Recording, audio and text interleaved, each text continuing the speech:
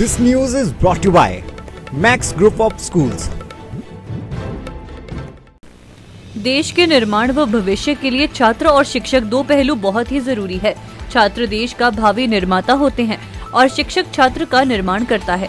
ये बात केंद्रीय स्वास्थ्य मंत्री मनसुख मांडविया ने शुक्रवार को केंद्रीय विद्यालय मंडी में आयोजित परीक्षा पे चर्चा 2023 कार्यक्रम के दौरान कही।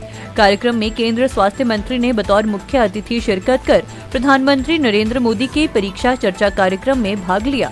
इस मौके पर नेता प्रतिपक्ष व पूर्व सीएम जयराम ठाकुर ने कहा कि बच्चों के साथ साथ समाज के लिए परीक्षा पे चर्चा जरूरी विषय है, क्योंकि मनुष्य को एक बार नहीं अनेकों बार परीक्षा के दौर से गुजरना पड़ता है। बच्चों को परीक्षा के दौर में कैसे तनाव मुक्त रखें, माता पिता को ये टिप्स सीखना जरूरी है।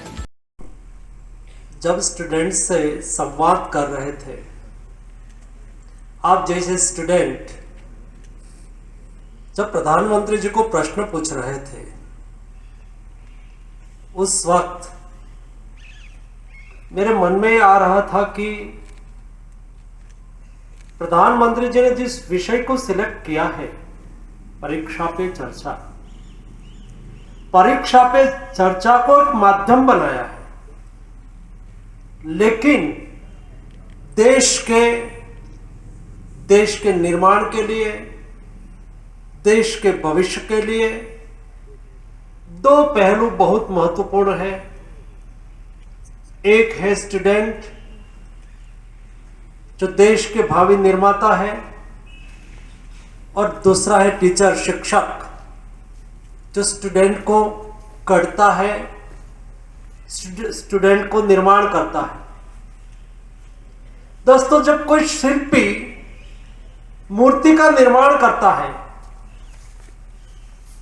और मूर्ति की प्राण प्रतिष्ठा होती है, बाद में वो मूर्ति पूजनीय हो जाती है।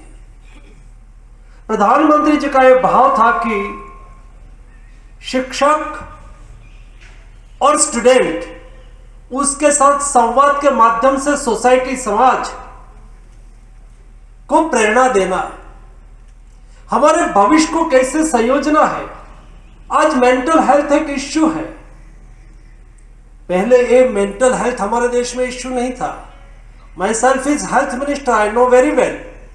ये देश में पहले मेंटल हेल्थ इश्यू नहीं था, क्योंकि हमारी सामाजिक व्यवस्था, हमारी एजुकेशन सिस्टम, हमारा एक प्रति सद्भाव का भाव, टीचर को, स्टूडेंट को टीचर के प्रति देखने का भाव, टीचर को स्टूडेंट के प्रति अपने बच्चे का भाव, परस्पर संवाद, सोसाइटी और शिक्षक का संवाद, उसके आधार पर एक ऐसा समाज निर्माण होता था जो समाज अपने आप ही हील हो जाता था। हील होना मतलब अपने आप को स्वस्थ कर लेता था। कैसी ये सामाजिक व्यवस्था थी जो हमारे पुरखों ने हमें विरासत में दी। एक परिवार हो, 3-4 भाई हो, सभी साथ में रहते हो, एक साथ में खाना खाते हैं, एक साथ में रहते थे, और छोटे छोटे बच्चे, कभी उसकी माँ ने उसको छोटी सी सजा कर दिया, मार दिया, तो बच्चे दौड़ते उसकी दादी के गोद में जाता था और दादी को कहता था, मेरी मम्मी ने। आज से पहले भी सभी प्रधानमंत्री के प्रति हमारा सम्मान होना चाहिए, लेकिन जब अंतर्राष्ट्रीय मंच पर कहीं पर अगर खड़े होते थे प्रधानमंत्री, जाते थे आज से पहले, तो उस मंच का एक कोने का हिस्सा बन करके रह जाते थे। लेकिन आज हमारे लिए गर्व की बात है कि जहां हमारे प्रधानमंत्री नरेंद्र भाई मोदी जी खड़े होते हैं, दुनिया के जो बड़े बड़े देश जो अपने आप को बहुत आगे मानते हैं, आर्थिक दृष्टि से, टेक्नोलॉजी के हिसाब से, ज्ञान के हिसाब से, अगर वो उस अंतर्राष्ट्रीय मंच पर खड़े होते हैं तो अपने पांव को रोक नहीं पाते हैं, पांव उस दिशा में जाते हैं जहां नरेंद्र मोदी जी खड़े हैं, उनके पास पहुंच करके उनके अभिवादन, ये अलग पहचान है। तो ऐसी परिस्थिति में मुझे आप सबके बीच में सिर्फ इतना ही कहना है, बच्चों, तनाव में रह करके परीक्षा नहीं। स्वाभाविक रूप से कहना सरल होता है, लेकिन करना बहुत कठिन होता है, क्योंकि हम भी जब परीक्षा के उस दौर में से गुजरते हैं, क्योंकि हमारे भी परीक्षा के दौर अनेक होते हैं, और सबसे बड़ी परीक्षा का दौर हमारे लिए चुनाव होता है। चुनाव होता तो चुनाव के उस दौर में हम पूरी ताकत के साथ लगते हैं। जब परिणाम उसके अनुरूप नहीं आता है तो स्वाभाविक रूप से निराशा जरूर होती है, लेकिन वो समाधान नहीं है। कमी रह गई, इस कमी को पूरा करेंगे, आगे बढ़ेंगे, ये एक भाव हमेशा रहना चाहिए।